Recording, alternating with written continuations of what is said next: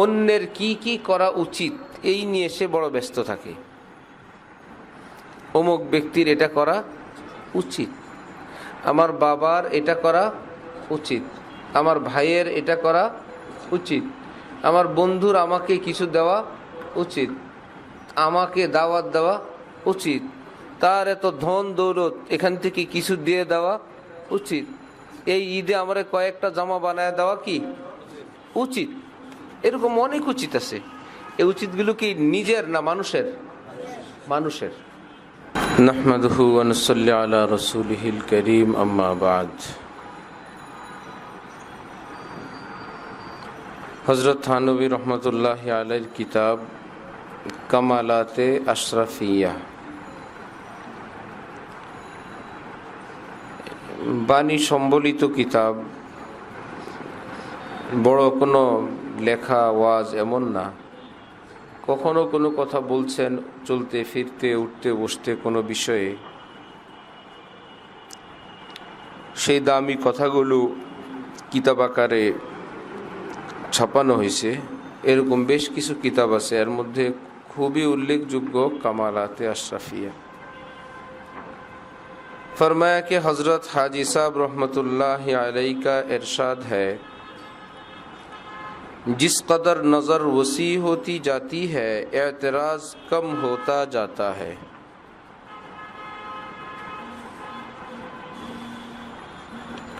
हज़रत हाजी अमदादुल्लाह मुहाजिर मक्की रहमतुल्लाहि अलैहि बोलेन,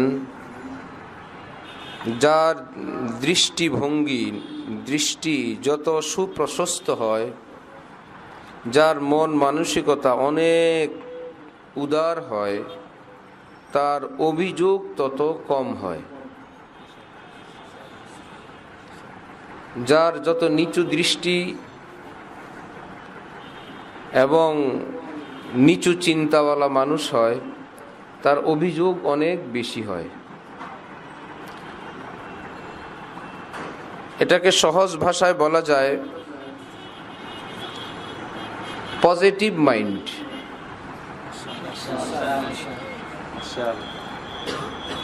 কিছু লোক হয় নেগেটিভ মাইন্ড। হাজার ভালোর মধ্যে যদি কারো একটু ত্রুটি থাকে, সে ওটাকেই প্রাধান্য দেয়, এই নিয়েই ব্যস্ত থাকে। আর সব জায়গায় কিছু না কিছু আছেই, ত্রুটি বিচ্যুতি কমতি।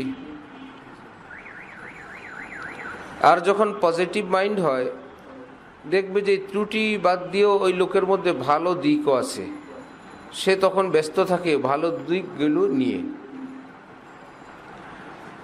তো একজন মানুষের, একটা জিনিসের, একটা অবস্থার কিছু ভালো দিক কিছু মন্দ দিক থাকতে পারে।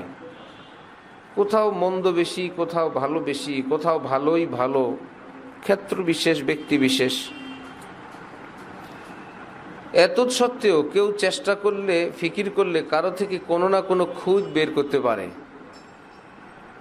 একটা অভিযোগ দাঁড় করানো সম্ভব। যেমন আমরা একদিন আলোচনা করছিলাম, কিছু লোক আছে অন্যের কি কি করা উচিত এই নিয়ে সে বড় ব্যস্ত থাকে। অমুক ব্যক্তির এটা করা উচিত, আমার বাবার এটা করা উচিত, আমার ভাইয়ের এটা করা উচিত, আমার বন্ধুর আমাকে কিছু দেওয়া উচিত, আমাকে দাওয়াত দেওয়া উচিত, তার এত ধন দৌলত এখান থেকে কিছু দিয়ে দেওয়া উচিত, এই ঈদে আমার কয়েকটা জামা বানায় দেওয়া কি উচিত। এরকম অনেক উচিত আছে। এই উচিতগুলো কি নিজের না মানুষের? মানুষের। উচিত কাজ কাকে বলে? ফরজকে বলা যায় উত্তম, করলে ভালো, এরকম না? উচিত যে কাজটা করলে ভালো, এমন কাজ জরুরি বা ফরজ ওয়াজিবকে তো আর উচিত বলে না। তাহলে এই লোক ছিল ঘর বাড়িতে, সে অশান্তিতে আছে, তার আত্মীয়দের এত টাকা পয়সা, এই রমজান মাস আইসে 5 রোজা চলে গেল, কিছু ছোলা তো কিনে দেওয়া উচিত ছিল। তার কোনো আত্মীয় কি পারলো না তাকে 2 কেজি চিনি কিনে দিতে? উচিত ছিল। সে ব্যস্ত কি নিয়ে? অন্যের উচিত নিয়ে। তাও উচিতটা নিজের না, অন্যের। অথচ তার চুপ থাকা ফরজ ছিল।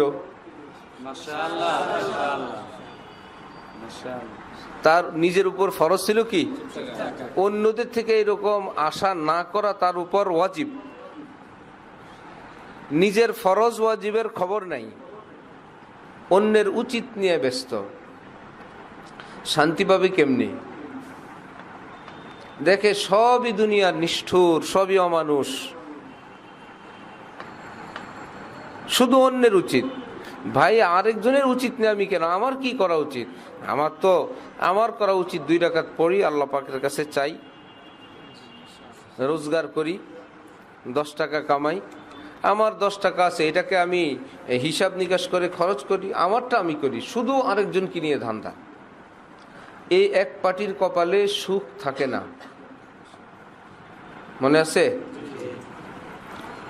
সেদিন বলা হয়েছিল যেমন কোনো ছেলে রোজগার করে, কিছু খায়, কিছু মা বাবাকে দেয়।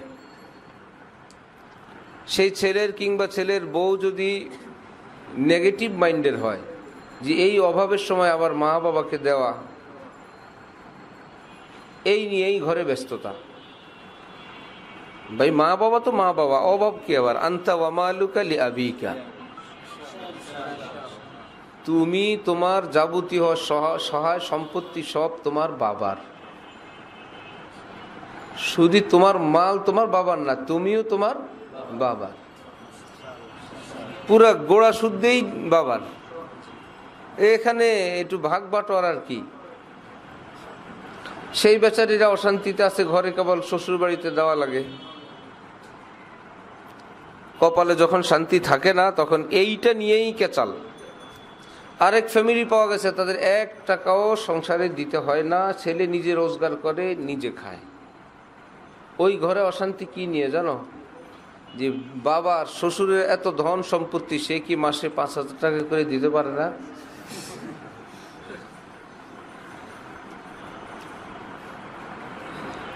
তার তো উচিত ছেলেকে মাসে কি করে দেওয়া, মাসে 5,000 করে।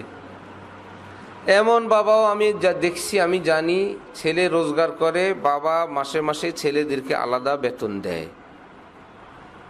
বাবা ধনী মানুষ, কিন্তু ছেলেরা প্রতিষ্ঠিত হোক, নিজের পায়ে নিজে দাঁড়াক, এই জন্য তোমারটা তোমার, তুমি রুজি করো, তুমি থাকো, আমি থাকবো না, এইটা দিয়ে তো জীবন চলবে না।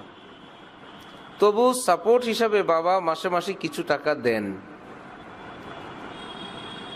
ঠিক আছে? সেই ছেলেদের অভিযোগ, এত টাকা আমার আব্বার, মাত্র 5,000 10,000 দেয়, 20,000 দিতে পারে না,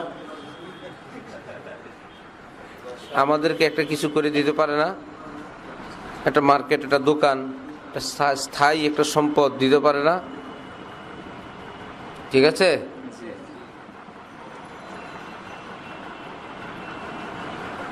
অনেক বাবা নিজের সুখ শান্তির জন্য নিজের সহায় সম্পত্তি সব রেডি করে রাখছেন, সব সন্তানের জন্যই, খাওয়ায় পড়ায় দেয়, কিন্তু সন্তানের যদি কপালে শান্তি না থাকে, অন্যের উচিত নিয়ে ভাবে, সেই সন্তান বাবার উপর চড়াও যে কখন কি হয়। সুস্থ বাবা রোজগার করতেছে, ঠিক তো নাই, সহায় সম্পত্তি ভাগ করে দিয়ে দাও। সম্পত্তি কি ছেলের না বাবার? তারটা সে কি করবে সে জানে। সে তোমারে পালছে, খাওয়াইছে, লওয়াইছে, প্রাপ্তবয়স্ক হয়েছে, এখন তো তোমার আর তার সঙ্গে তোমার কোনো কথা নাই, তোমারটা তুমি করো। হ্যাঁ, সে খেয়ে পরে দান করে যা ইচ্ছা তাই করে উড়ায়ে, মরার পরে যদি কিছু থাকে ওখানে না তোমার ভাগ। জীবিত বাপের সম্পদ থেকে প্রাপ্তবয়স্ক ছেলের বড় কোনো আবদার নাই, বাপের যা ইচ্ছা তাই থাকুক। বাবা মরার পরে যেই সম্পদ ওয়ারিশরা পাবে, এটা কি জীবিত থাকতেও পাবে নাকি? অনেকে জানে না, ছেলেরা মনে করে এগুলো তো আমার, আব্বা মরে না কেন?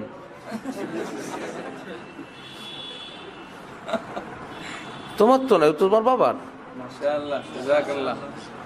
সে খাবে, দান করবে, সদকা করবে, তার চিকিৎসা আছে, সে সব কিছু শেষ করে মরার পরে যা থাকবে ওইটা ঋণ পরিশোধ করার পর তোমরা ভাগ পাবা। কিন্তু ছেলেরা মনে করে এখনই আমার। আব্বা নিছক কর্মচারী, তিনি আমাদের কর্মচারী, এগুলো আমাদের জন্য করছেন। এই জন্য বাবার করা সম্পত্তির উপরে ছেলের জোর, আরে বাবা তোমার তো কিছু না, মনে করে এটা আমার। যখনই সেই সম্পদ তার মনে করে, বাবা বেঁচে থাক এটাও পছন্দ করে না, কারণ বেঁচে থাকলে সম্পদের মালিক আমি হইতে পারতেছি না। বাবা ভালো চিকিৎসা করুক সেটাও পছন্দ করে না, টাকাগুলো লস হইতেছে আমার। গরু বিক্রি করতে গেছে, রাস্তায় চোর দাঁড়ায় আছে, গরু বিক্রির টাকা চোর নিয়ে যাবে। গরুর মালিক গরু বিক্রি করে নাই, গরু ফেরত নিয়ে আসছে। চোরারা তো অবাক, যে ভাবছি টাকা নিয়ে আসবে, আমরা টাকা নিয়ে যাবো, সে গরু ফেরত নিয়ে আসছে। কি ব্যাপার? না বিক্রি করে নাই, দাম কম বলছে। দিছে মায়ের। দাম কম বললে তোমার সমস্যা কি? 10 টাকা কম পাইলে আমরা কম পাইতাম, 5,000 বিক্রি করলেও আমরা নিতাম, 3,000 বলছে বিক্রি করে দিতি, তোর ক্ষতি কি? চোর যেরকম গরুর মনে করে গরুর যেই পয়সাই হোক ওটা কার? আমাদের। এই ছেলেরাও মনে করে যাই হয় ওটা কাদের? আমাদের। কম হোক বেশ হোক, কি চোরের না গৃহস্থের? কম হোক বেশ হোক সম্পদ বাপের, তোমার কি? তুমি রুজি করো, তোমারটা তোমার। হযরত ওয়ালা আমাদের শেখ, আল্লাহ পাক হযরতকে সুস্থতার সাথে আফিয়তের সাথে হায়াতে অনেক বরকত দান করেন। এমন মানুষ পৃথিবীতে কম আসে, এত গুণে গুণান্বিত লোক। সাইড থাকে এক একজনের, এক একটা সাবজেক্টে এক একজন মাশাআল্লাহ থাকেন, সব মিলে এতটা মজমুয়া, এতটা কামাল, সর্ব বিষয়ে খুব কম মানুষ আসে, খুব কম। হযরতওয়ালা খাবার খান, খাবার যেটা থেকে যায় সেটা বাইরে নিয়ে যাওয়া হয়। কখনো হযরত কোনো আইটেম বলেন যে ভাই এটা রাখো, মেহমান আসলে দিও, পরের বেলা দিও। অধিকাংশ খাদেমরা খেয়ে ফেলে, পরের বেলা তো আবার রান্না হবে স্পেশাল। হঠাৎ মাঝে মাঝে হযরত খবর নেন খাবারটা কে খায়, অমুক অমুকে খায়। খানকা যারা থাকে তাকে 1-2 জন আছে খায় আর বলে ভাই খা, শরীর বানা, স্বাস্থ্য বানা, খেদমত করা লাগবে। নিজেও খায়, আরো 1-2 জনকে ডাকে ভাই শক্তি বানাও, খেদমত করা লাগবে। যে একদম খাদেম, যে বেশি কষ্ট করে হযরত আল্লাহর জন্য, সেও নাকি 1-2 দিন খাইছে। হযরত আল্লাহ যেদিন সে খাইছে সেদিন তাকে ডাকাইছে, তুমি কেন খাইলা, কার অনুমতিতে খাইলা? এটা তো অনুমতি ছাড়া খাবার, কেমনে? চুপ। অনুমতি ছাড়া খাবার খেলে কিভাবে? এই নিয়ে কঠিন। সে তওবা তিল্লাহ করে মাপ টাপ চায়, আসলেও তো অনুমতি ছাড়া অন্যায়ভাবেই খাইছে। শেষে হযরত বললেন যে দেখো, এটা যদি সে খায় নিয়মিত, তার মনের মধ্যে 2টা জিনিস আসবে। একটা হলো লোভ, থাকলো এত কষ্ট করলো, খেদমত করলো, লুবি হয়ে খানকার থেকে গেল। হ্যাঁ, অন্যের কিছুর প্রতি নিজের মধ্যে লোভ, এটা একটা কঠিন আইব। লোভ মানুষকে এত বেইজ্জত করে, অন্য অনেক কিছু এত বেইজ্জত করে না, এত জলিল করে।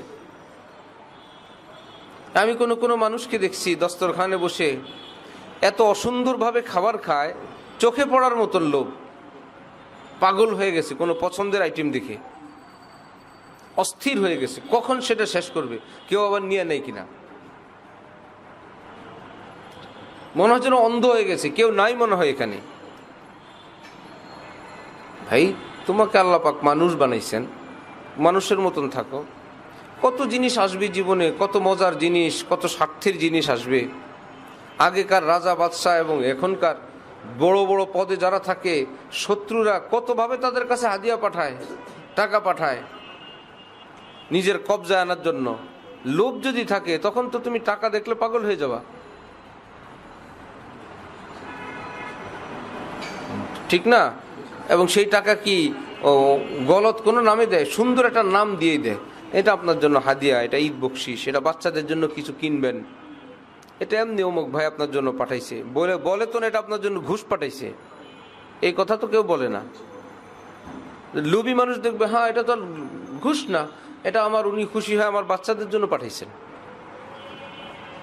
এটা তো আর ঘুষ না, এটা তো আমার জন্য ঈদের বকশিস পাঠাইছেন। যখন নির্লোভ হবে, ভাই তিনি কেন আমার জন্য পাঠাইলেন, কি উদ্দেশ্য, না ভাই আমি এটা নিব না, এটা অস্পষ্ট। যখন নির্লোভ থাকবে ওই কথাটা তখন বলতে পারবে। লোভী মানুষ বলবে না এটা ঠিক আছে, এটা ইসলামে এটা হালাল। লোভ তাকে এরকম বাকায়া তাকে হারাম জিনিস খাওয়াই দিবে। এই জন্য ছোট্ট ছোট্ট জিনিস থেকে নির্লোভ থাকা চাই, বিশেষ করে অন্যের জিনিস থেকে। যার যা ইচ্ছা তাই থাকো, আমার কি, লোভ দৃষ্টিতে তাকায় থাকা, এমনকি কেউ টাকা গুনতে থাকলে সেই দিকে তাকানো লোভের একটা আলামত। আরেকজন তার পকেট থেকে টাকা বের করতেছে, টাকা গুনতেছে, এরকম টাকা থাকা, ভাই তোমার আমার দরকার কি, আরেকজনের টাকা দিকে তারটা সে গুনো। কচকচা নোট দেখে পাগলের মতন তাকায় থাকা, কারো ভালো কিছু দেখে তাকায় থাকা, ভালো খাবার দেখলে তাকায় থাকা, মানুষ এগুলো মাইন্ড করে এবং মানুষ জলিল হয়। নিজে রেস্তোরাঁয় বসছে, নর্মাল খাবার খাইতেছে, আরেকজনে আরেক টেবিল স্পেশাল খাইতেছে, নিজের রুটি পরাটা রাখে মাঝে মাঝে আরেকজনের চিকেনের দিকে তাকায়। মাইন্ড করবে না, সে লোভ থেকে হয় এগুলো।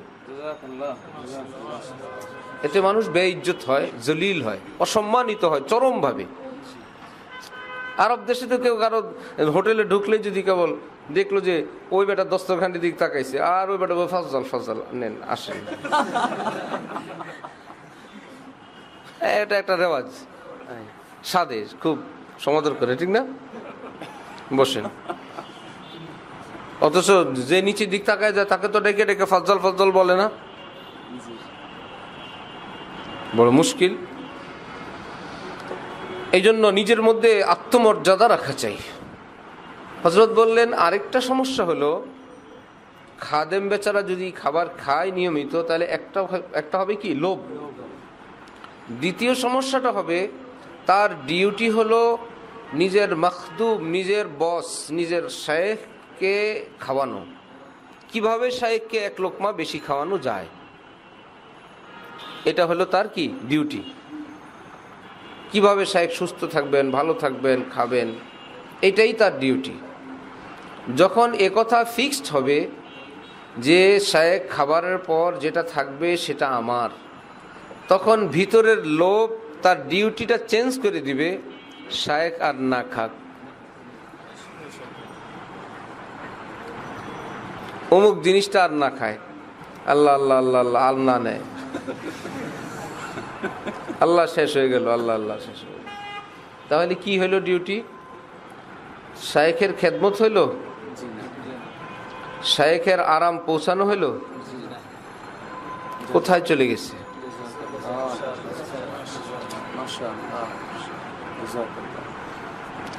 আল্লাহ আল্লাহ আমাদের সবাইকে লোভ মুক্ত জিন্দেগি দান করেন। অপ্রয়োজনে আরেকজনের ধন দৌলত নিয়ে প্রশ্ন করা, এটাও লোভের একটা আলামত। অপ্রয়োজনে আরেকজনের ধন নিয়ে আলোচনা করা, অপ্রাসঙ্গিক, কোনো জরুরত নাই। আপনার স্যালারি কত, আপনি মোট মাসে কত পান, তারপরে অমুক, এগুলো অভদ্রতার অংশ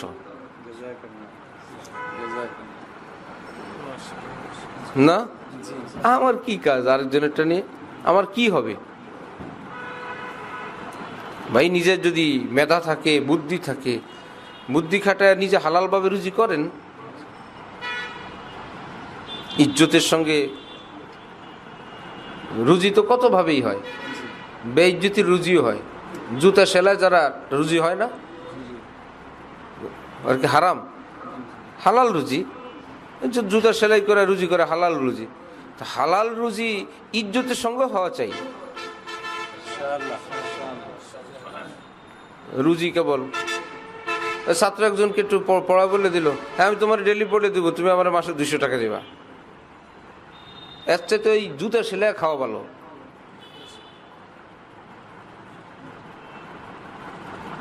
বুঝে আসছে? তোমার এই কয়টা পড়া বলে দিব, তুমি আমার এই 50 টাকা দিবা, তুমি আমার একটা কোক খাওয়াইবা। এর চাইতে ঠেলা গাড়ি চালানো অনেক ভালো, বহুত ভালো। লা ইয়ামবাগি লিল মুমিন আন ইউযিল্লা নাফসাহ, কোন মুমিনের জন্য নিজেকে অপমান করা জায়েজ নেই।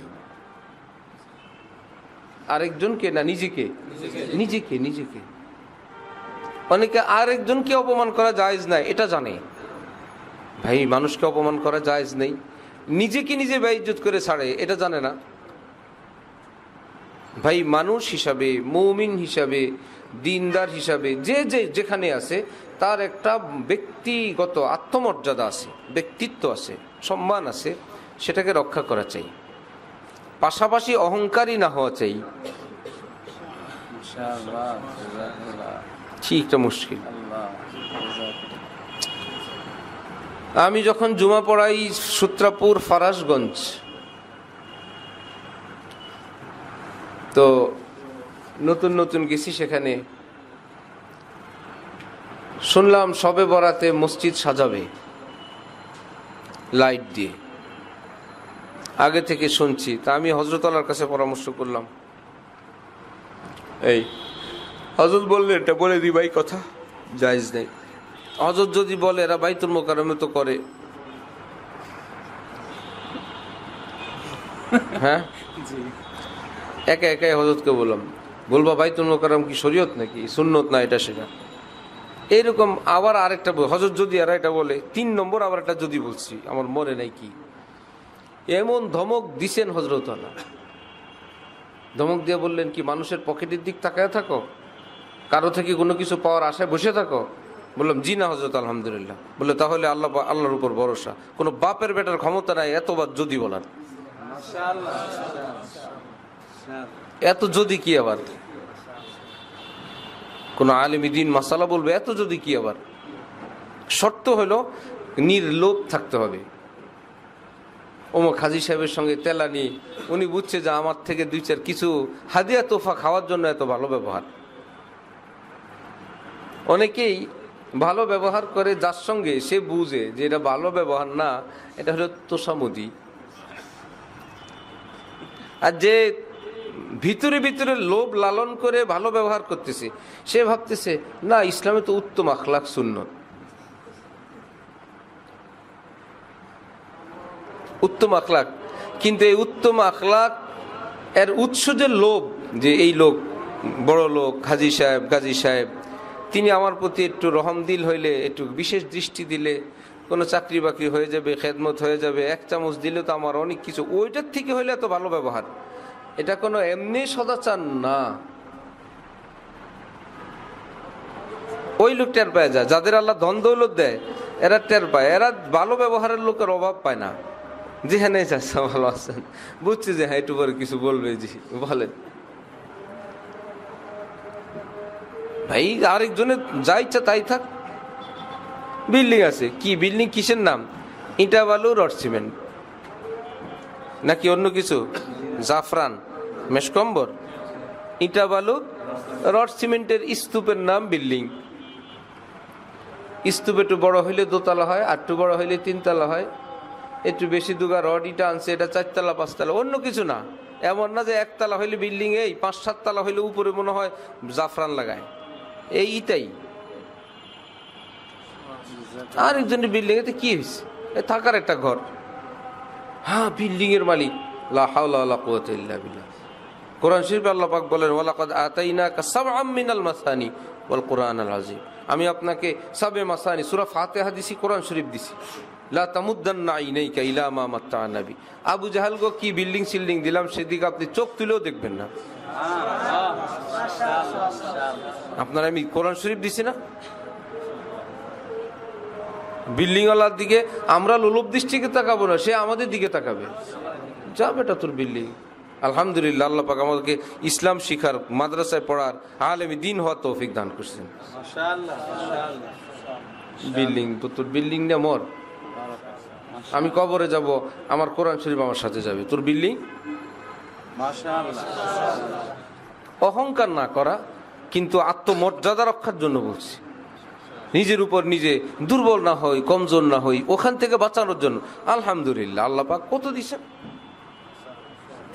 খাইলই ইজ্জতের সঙ্গে, বুঝে আসছে? থাক ছেঁড়া জামা, এতে কি হয়েছে, ধুইয়া মুইসা এ ছেঁড়াটাই গায়ে দেওয়া থাকবো, এমন ভাবসাব থাকবে। হযরত আলী আমাদের শায়েখ ছাত্র জীবনে কোনোদিন নাস্তা খাওয়ার টাকা ছিল না, সকালে নাস্তা কখনোই খান নাই। এত ভালো ছাত্র, এত নামি দামি ছাত্র। বেশ কয়েক বছর আগে গুলিস্তান লালবাগের ফারেক এক আলেমের সঙ্গে দেখা হয়েছে, নতুন ফারেক। সে বলে আব্দুল মতিন ভাইয়ের কথা লালবাগের উস্তাদরা এখনো বলে। 82 সনে পড়ছেন লালবাগে, লালবাগের প্রবীণ উস্তাদরা বলতেছে এখনো বলে যে লালবাগের জীবনে এমন ছাত্র আসে নাই। এত ভালো ছাত্র, নাস্তার টাকা নেই। কোনো বড় উপরে জামাতের কোনো ছাত্র মহব্বত করে বলছে যে তুমি আগামীকাল থেকে প্রতিদিন আমার সাথে নাস্তা খাইবা।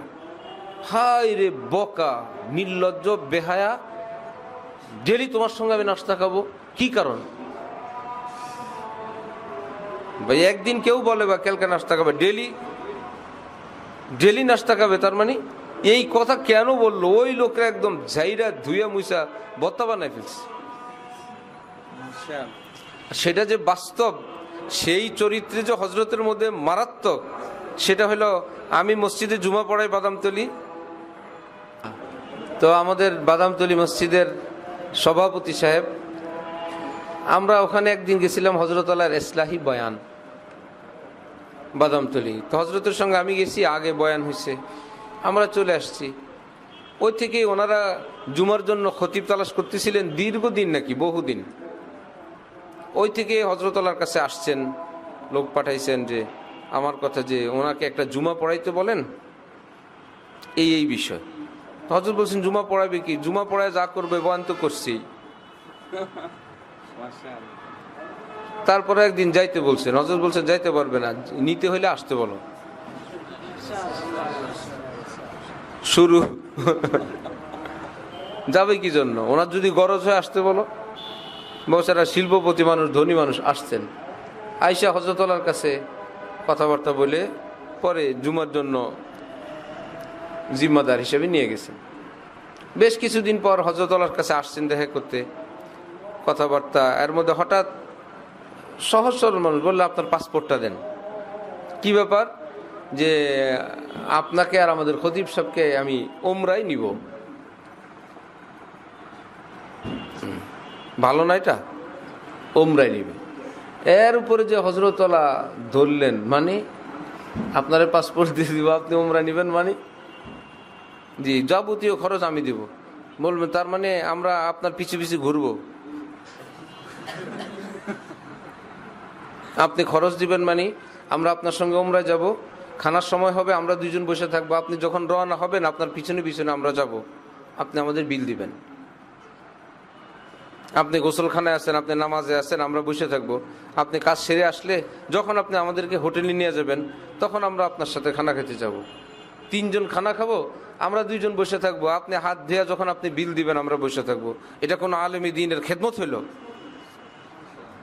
এটা কোনো আলেম কি ইজ্জত করা হইলো? কেন বললেন আপনি এই কথা? আরে বেডার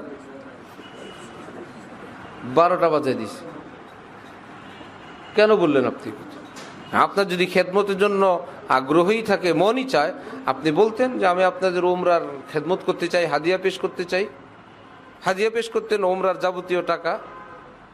তারপরে সাথে যেতে বললে চাইলে আপনি বলতেন মেহরবানি করলে, মেহরবানি করে যদি আপনাদের সঙ্গে আমাকে নিতেন।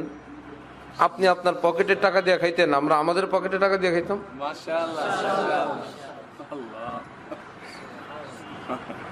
বুঝো? তার মানে ছাত্র জমানায় যে ওরকম ছিল, মিল আছে না? ধানমন্ডি হাজী হাবিব সাহেব আন্তর্জাতিক ব্যবসায়ী, হারদি হজরত, করাচি হজরত যে বাড়িতে আসেন, সারা দেশের আলেম ওলামারা যেই ওনার বাড়ির আঙ্গিনায় বয়ান হয়। ধানমন্ডিতে কত বড় আঙ্গিনা ওনার, ওয়ালের ভিতরে। দেখছেন যে 2 বুজুর্গের বাংলায় বয়ানের তর্জমা করেন, বাংলাদেশি আলেম পিছনে পিছনে থাকেন, ওনারা আদর করেন। ওনারা চলে গেছে একদিন, ডাকাইছেন আমাদের হজরতওয়ালা হাজী হাবিব সাহেব মুরব্বী। হজরতওয়ালা গেছেন ধানমন্ডি, গেলে উনি অনেকগুলো টাকা দিছেন হাদিয়া। হজরতওয়ালা এসে গেছেন টাকা নিয়ে, পরে এক লোক মারফতে আবার টাকাগুলো পাঠাই দিছেন। এই বলে পাঠাইছেন যে উনি আমাকে যদি আলেমে দ্বীন মনে করি হাদিয়া দেন, ওনার বাড়িতে ডেকে কেন হাদিয়া দিলেন? উনি এসে দিয়ে যেতে পারলেন না?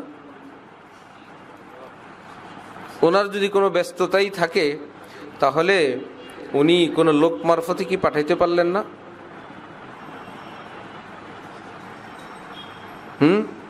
ব্যস্ততা থাকতে পারে, উনি পাঠাইতেন, লোক পাঠাইতেন বা উনি আসতেন। ওনার দুয়ারে ডেকে তারপরে উনি হাদিয়া দিলেন, এটা কি কোনো আলেমী দ্বীনকে ইজ্জত করা হইল?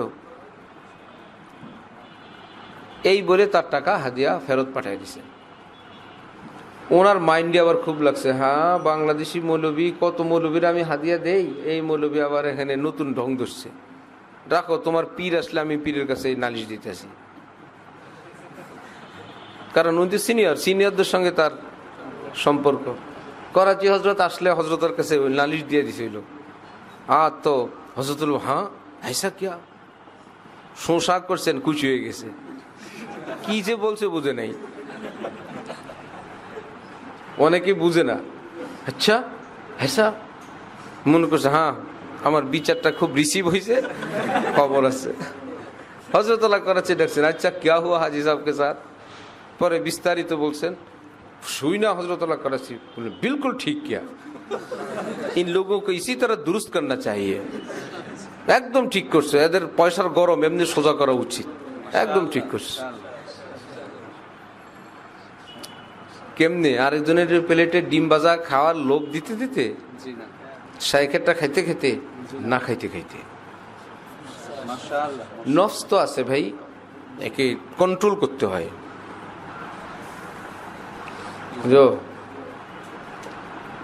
আল্লাহ, অনেক ঘষা মজার পরে হয়, খালি ওয়াজ শুনলে হয় না।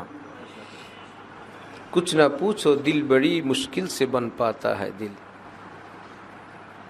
ভাই বহুত মুশকিলাত অতিক্রম করার পর হযরত আল্লাহ বলেন, এত কষ্ট আমার ছাত্র জীবনে হয়েছে,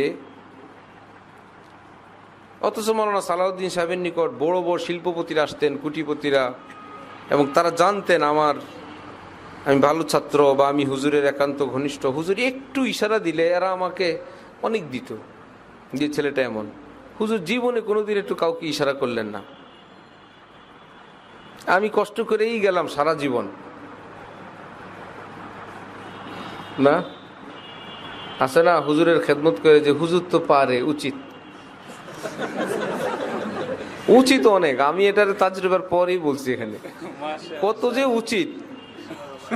এই ঈদ চাঁদ আসলো আর গেল, হুজুরের তো উচিত, তো কত উচিত গেল জীবনে, করলেন না সালাউদ্দিন সাহেব। হযরত বলেন, আমি বুঝি নাই, এখন বুঝতেছি যে তিনি আমাকে কি করছেন।